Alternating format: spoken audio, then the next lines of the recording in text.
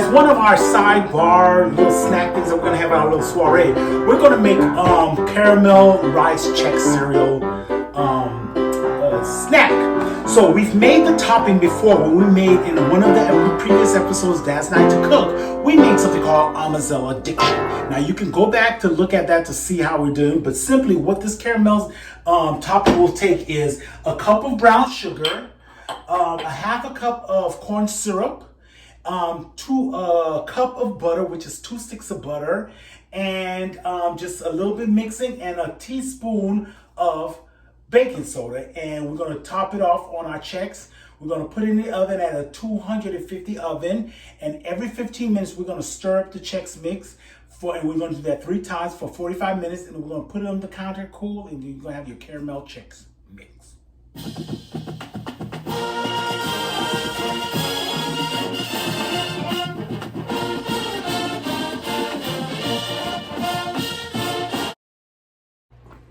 So we've been stirring our sugar and butter content.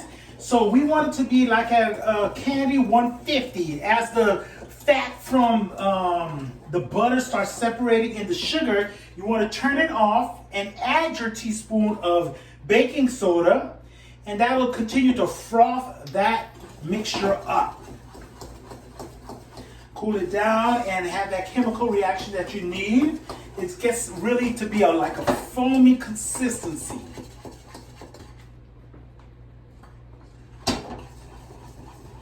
And this is what you're going to pour over your checks, your rice check. What I did was I poured the sugar concoction over my rice checks. Now you can get rice or corn checks.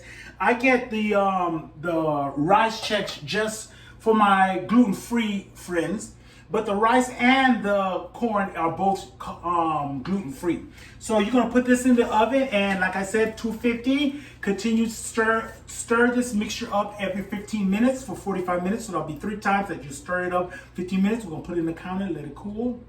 We have our bar checks snack. So we took our check snack, caramel check snacks out of the oven, put them on the counter to cool, and they're cool. And then what you can do is you can take them, put them in a Ziploc tight air bag, and store them until you're ready to use them.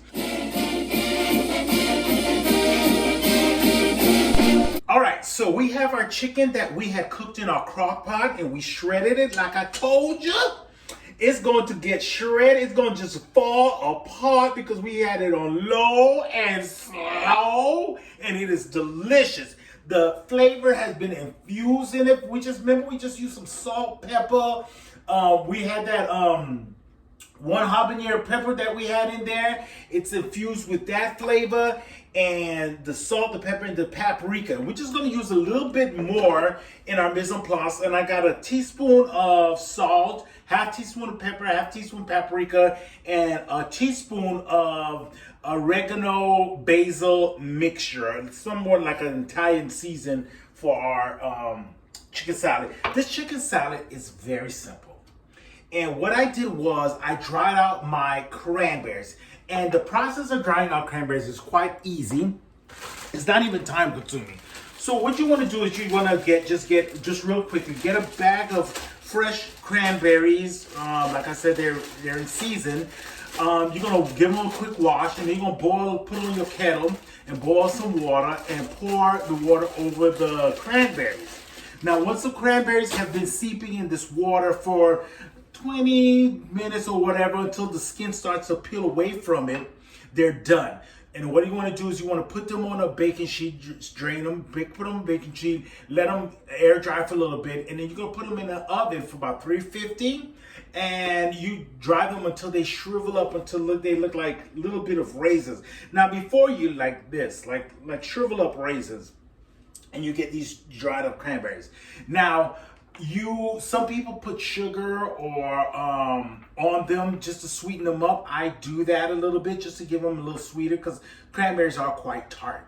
So I do that before I put them in the oven. Or if you have a dehydrator, you just put them in your dehydrator and dehydrate them for the time that your machine says to do. But I don't have one. Chef Manny don't have a dehydrator, so I just put them in the oven. Okay, right. So it's a real simple recipe. I have 1, 2, 3, 4, 5, 6, 7, 8 ingredients that we're just gonna put this together. I wanted to tell you a little bit about while we put our chicken salad together. About the first time I had chicken salad. I was at, like I said, I know I'm sporting this other school, but I went to a Central Florida school, Stetson University. Is one of my alma maters.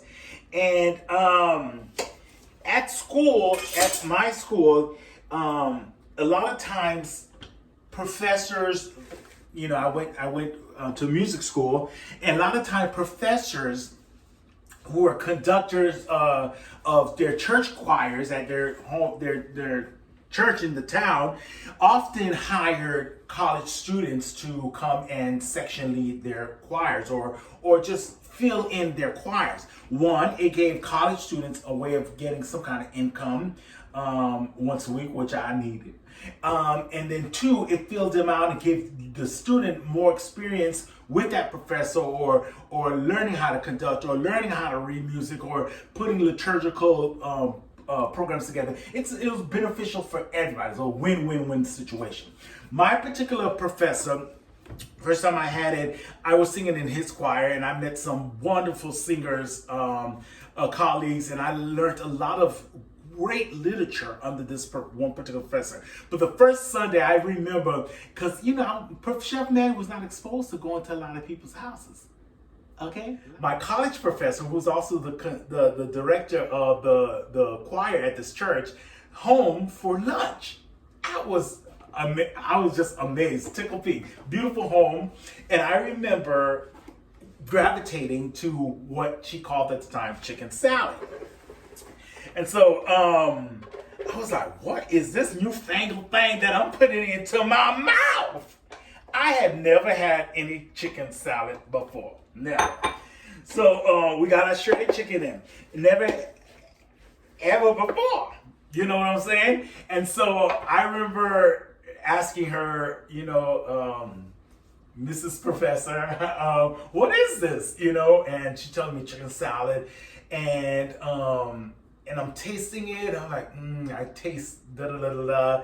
I didn't know all the names of what I was tasting, but one of the things that I learned about myself at that luncheon, having chicken salad for the first time, was I could decipher flavors in my mouth quite easy as reading a book. So we're gonna add our onions. Like I said, it's very simple ingredients here. So we add our onions. We're going to add our celery, diced celery. You see the ingredients below. You can look at all the ingredients that you need and put them into your chicken salad.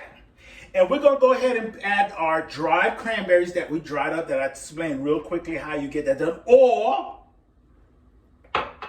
you can just go to the store and get dry, cranberries. You can do that too. But, I had these fresh cranberries, and I decided, let me go ahead and dry them out and do that. I'm going to go ahead and not add my seasoning because I'm going to season to taste, because the chicken's very flavorful. So after we add our Dijon mustard and our mayonnaise, we'll decide whether it needs more flavoring or not. So I'm just going to start with a tablespoon of mayonnaise. I know that don't sound like a lot, but again, this is a very wet chicken salad. It might not need more than a tablespoon of mayonnaise. And then we're going to put a teaspoon of Dijon mustard. That's just one good hearty squeeze into that. And again, I'm going to refrain from adding my seasonings because it might not need a whole lot because of the way I cooked my chicken. That habanero is going to give it a little pop. That salt and pepper, that paprika. And what we're gonna need is, because it's at the consistency that I want. It's a very dry chicken salad. I don't like my chicken salad to be too wet because I don't want to render all its oil out. So I am going to put one more tablespoon of mayonnaise, and that's it. And then I'm going to add a little bit of seasoning after I add my lemon. Give it a quick stir. And that is your chicken salad with cranberries.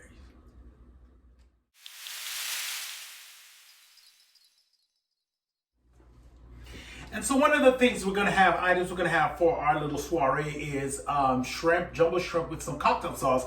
And I like to make my own cocktail sauce. Real simple, no problem at all. You see below what the ingredients we'll need. So we'll go ahead and add our stuff, and I'll kind of walk you through because there's things that I omit and do based on the taste of my cocktail sauce. I like my cocktail sauce to be a little sweet, hot, got a little kick to it. So what we're gonna start off with a half a cup of just regular old ketchup, okay?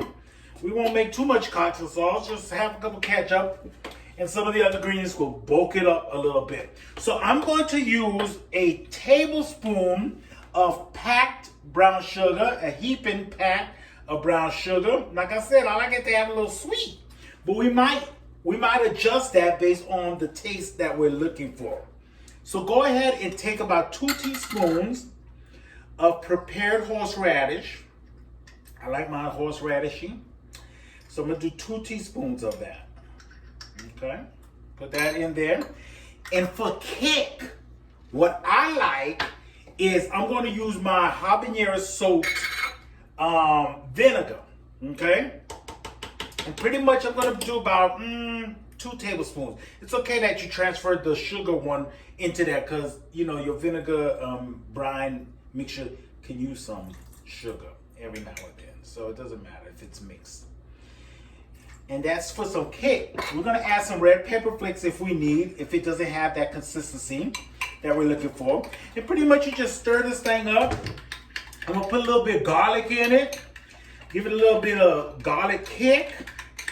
And pretty much that's just your cocktail sauce, and it's based on taste. If you need a little salt, then put a little salt. If you need a little more heat, put some red pepper flakes. If you need a little bit more vinegary, put some more vinegar in it. It really is up to you. That's simple. That is my cocktail sauce. People always rave about it. It's simple as that. I'm gonna add me some garlic and some pepper flakes because I can just smell it. It's where it needs to be. So it's one of the parting gifts that I kind of like wanted to give my guests as they were leaving this little soiree, because I haven't seen a lot of them in a while. I thought, well, why don't I make something, you know, they could take home to enjoy later on. So I got these little muffin tins, and I figured I'll make something delicious for them to take home. So I had me some bananas sitting on the counter, and they were becoming really ripe. Now this might look like a ugly science project, but these are just some ripe bananas, and once air gets to them, they go brown on you, but the taste is still there. They're delicious, and this is a great way to use your old bananas. So pretty much what I'm going to do is I'm going to do a semi-homemade banana bread. So in my cabinet, you know, I'll get some of these ingredients that we need. You'll see the ingredients below.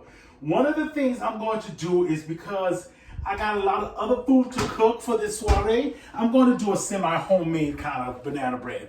So I'm going to get boxed cake mix, and then we're going to get some of the other ingredients that we'll need to make this banana bread. And again, you see the ingredients that we have below. So go and get those ingredients, and I'll show you how to make a semi-homemade banana bread that you can send your guests home with, and they'll enjoy for the rest of the night, the next morning, the next rest of the week, depending on how much they eat of that banana bread. And believe me, it's gonna be gone. All right, so let's just get started. It's just, you know, Chef Manny, simple, easy, pour and go. All right, so pour your ingredients in, put your dries already pre-mixed. You don't need to measure out any of that, because you know you got yourself a cake mix up in the pantry. And all you gotta do is find them leftover bananas, mash them up, put them in the refrigerator until you're ready to cook them. And that's how you use those leftover bananas. Don't go and throw them away, because I can't eat a ripe banana just like that. But I can sure eat it in some banana bread. Okay, use it up.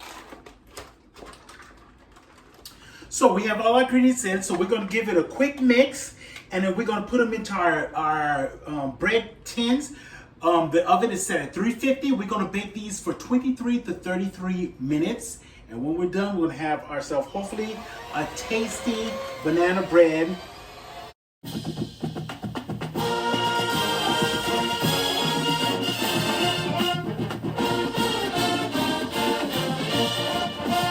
So let's start working on our strawberry lemonade cake that we're going to have for dessert for our soiree. And we're also going to have a strawberry lemonade mousse that we're going to put actually on top of our lemon cake for our dessert for those who are watching their carbs. Anyway, so what we're going to do is we're going to basically go and get some cake mix. I had 2 yellow cake mix. They were way back in the pantry. And so I was going to just follow a semi-homemade cake mix. And we are going to, you know, Chef Manny, I'm going to zhuzh it up to make it very lemony. So we're going to use a few items to make that happen. So from our other pantry, we're just going to get some lemon pudding mix. Some lemon pudding mix. We are going to get some lemonade mix. And just gonna follow the recipe. Now with the cake recipe, you know I always do the liquid. Instead of using the water, I tend to use milk. So I'm going to use milk, and because it's a lemon cake recipe, I'm going to use some lemon juice for that, because I'm going to need 2 cups of water. So I'm going to place 1 cup of milk and 1 cup of lemon juice. I know, but this is a strawberry lemonade cake. So it's going to be real lemon. So you're going to get your eggs. You're going to get all the ingredients that you need off of the box. You're just going to follow the direction on the box to hilt, to T. And then we're just going to add the additional things in here to make it lemony, strawberry lemonade cake.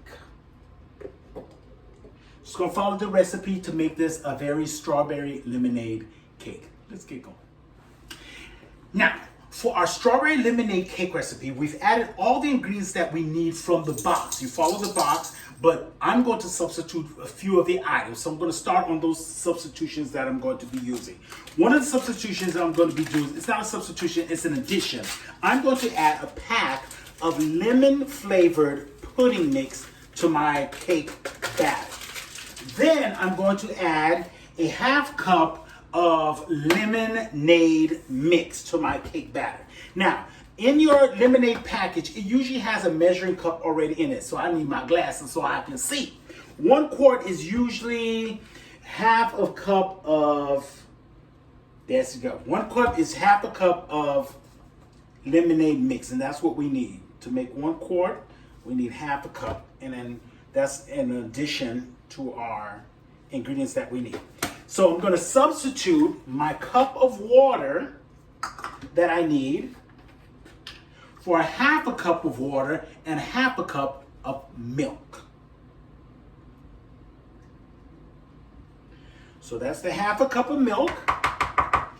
And the other half is going to be a ½ a cup of lemon juice. I know this thing going to be so sour, lemony, but we want the lemon. So there's only like a drizzle up in here. What you gonna do with it? You know what I'm saying? It's like when they drink the orange juice and leave only like a swallow in the refrigerator. Just put the thing in there, okay? All right, so those are our substitution, and we're gonna mix it, put it in the oven, get it baked up. Strawberry lemonade cake.